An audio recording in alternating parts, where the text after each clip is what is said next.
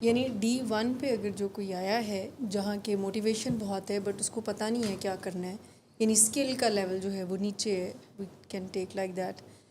تو چانسز ہیں کہ وہ D2 پہ جائے. یعنی اگر وہ اپنی اسکل کو ذرا بڑھا لیتا ہے اور ذوق و شوق بھی رہتا ہی ہے کبھی اپ کبھی ڈاؤن،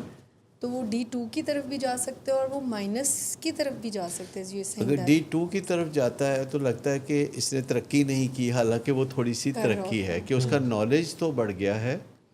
لیکن مشکلات کو دیکھتے ہوئے کچھ نہ کچھ اس کا جوش و جذبہ ٹھنڈا پڑا ہے تو وہ D2 پہ ہے.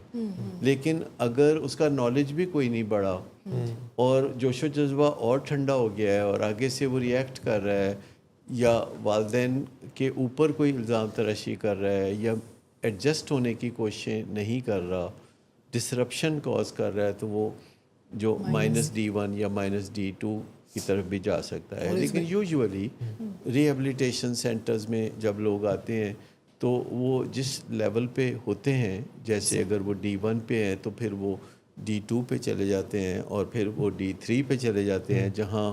ان کا جوش و جذبہ پھر نئے سرے سے پیدا ہونا شروع ہو جاتا ہے اور نالج بھی اور بڑھتا چلا جاتا ہے. اس کو ہم کہتے ہیں کردار سازی، کیونکہ ریہیبلیٹیشن پروگرام میں آپ کردار سازی پہ توجہ دیتے ہیں،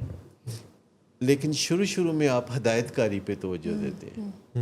جب آپ کے گھر میں چھوٹے بچے بھی ہوتے ہیں تو آپ ہدایت کاری زیادہ کرتے ہیں، لیکن جب وہ ٹین ایجر ہو جاتے ہیں تو آپ کردار سازی پہ توجہ دیتے ہیں یا توجہ دینی چاہیے. اسی طرح اداروں میں جو لوگ ملازمت کے لیے آتے ہیں تو شروع میں آپ انہیں ہدایات زیادہ دیتے ہیں اور ہدایات کی وجوہات کم بتاتے ہیں. شروع میں آپ ان سے مشورہ نہیں لیتے، بس آپ انہیں صرف ہدایات دیتے ہیں. تو مثال کے طور پر اگر فرض کریں میرے دفتر کے باہر کوئی بہت ہی ناگوار سا شور ہے اور میرے پاس میرے کچھ ساتھی بیٹھے ہوئے ہیں، ان میں سے ایک D1 پہ ہے اور میں اس کی ذمہ داری لگانا چاہتا ہوں کہ یہ باہر جو شور ہو رہا ہے اس نے جا کے ٹھیک کرنا ہے معاملے کو، تو مجھے مکمل ہدایات دینی پڑیں گی کہ یہ باہر جو شور ہے آپ ان لوگوں کو لے کے نیچے جائیں اور جا کے مس جہاں کے سپرد کریں اور انہیں کہیں کہ ان کا جو مسئلہ ہے جس کی وجہ سے یہ شور کر رہے تھے اس مسئلے کو وہ حل کریں اور آپ پھر واپس مجھے آ کے بتائیں کہ اس کا نتیجہ کیا نکلا. تو یہ D1 پہ ہے وہ ورکر جس کو میں نے اس طریقے سے میں نے اسے ہدایات ہی دی ہیں، اس سے نہیں پوچھا کہ کیا کرنا چاہیے یا اس سے کوئی صلاح نہیں لی یا اس سے کوئی مشورہ نہیں کیا. اب اگر وہ D2 پہ ہے کوئی ورکر جو میرے پاس بیٹھا ہوا ہے تو میں اسے کہتا ہوں کہ باہر ذرا ناخوشگوار سا شور ہے، جا کے دیکھیں کہ اس کی کیا وجہ ہے اور پھر آپ فلاں کے تعاون سے اس مسئلے کو جو ہے یہاں سے شور کو کہیں دور لے جائیں اور ڈسکس کریں اور پھر واپس آ کے تو مجھے بتائیں کہ اس کا کیا نتیجہ نکلا. تو یہ جو میں نے بات کی تو یہ وہ D2 پہ بندہ ہے جس کو ذرا تھوڑا سا زیادہ مجھے موٹیویٹ کرنا پڑا ہے کیونکہ اس کی موٹیویشن کم ہے. تو جس کی موٹیویشن کم ہو تو اس کو زیادہ دفعہ کہنا پڑتا ہے. جیسے گھروں میں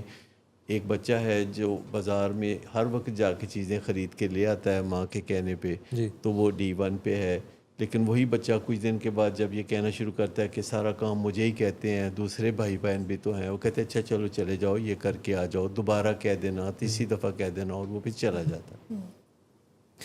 لیکن میں اب کسی اپنے ورکر کو یہ کہنا چاہتا ہوں جو D3 پہ ہے، تو میں اسے کہتا ہوں کہ یہ جو ہے باہر جو ناگوار سا شور ہے یہ جا کے تو آپ اس معاملے کو دیکھیں اور اگر آپ کو میرے مشورے کی ضرورت ہو تو پھر آپ مجھ سے دوبارہ رابطہ کر سکتے ہیں، نہیں تو اس شور کو آپ نپٹا دیں. اور D4 پہ جو ہے اس کو میں یہ کہوں گا کہ باہر کوئی ناگوار سا شور ہو رہا ہے تو ذرا آپ جا کے دیکھ لیں. یا سر اس کو شاید کہنے کی بھی ضرورت نہیں ہوگی، اگر وہ آپ کے ساتھ ہے تو D4 والا خود ہی جا کر اس بات کا بھی کبھی امکان ہے کہ وہ خود ہی چلا جائے. لیکن میں تو ایک لیڈر کی مثال دے رہا ہوں کہ وہ کس طریقے سے، جیسے یہ باہر ذرا شور ہو رہا ہے تو اس کو دیکھ لیں. تو آپ نے کئی دفعہ لوگوں کو سنا ہوگا کہ کئی لوگ کہتے ہیں کہ جی میں اپنے جو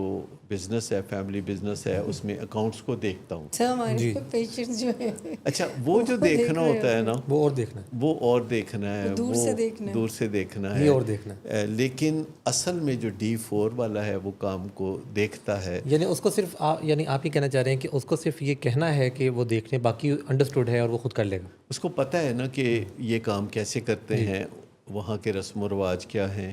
تو جب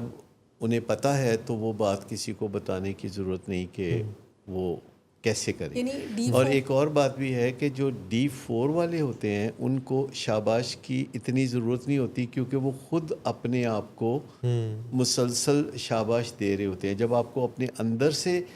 شاباش ملنا شروع ہوتی ہے، جو روحانی بیداری کی ایک علامت ہے کہ نہایت خاموشی سے آپ کو اپنے اندر سے شاباش ملنا شروع ہو جاتی ہے، اور آپ کو بیرونی شاباش یا تمغے یا ستائش کی ضرورت محسوس نہیں ہوتی. اگرچہ مل جائے تو آپ ویلکم کرتے ہیں، لیکن آپ اس کے لیے مرے نہیں جا رہے ہوتے. تو یہ D4 جو ہے یہ روحانی بیداری کا بھی ایک معاملہ ہے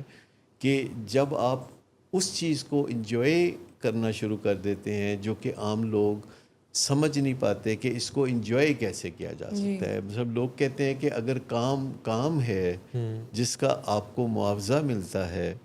تو پھر آپ اسے انجوائے کیسے کر سکتے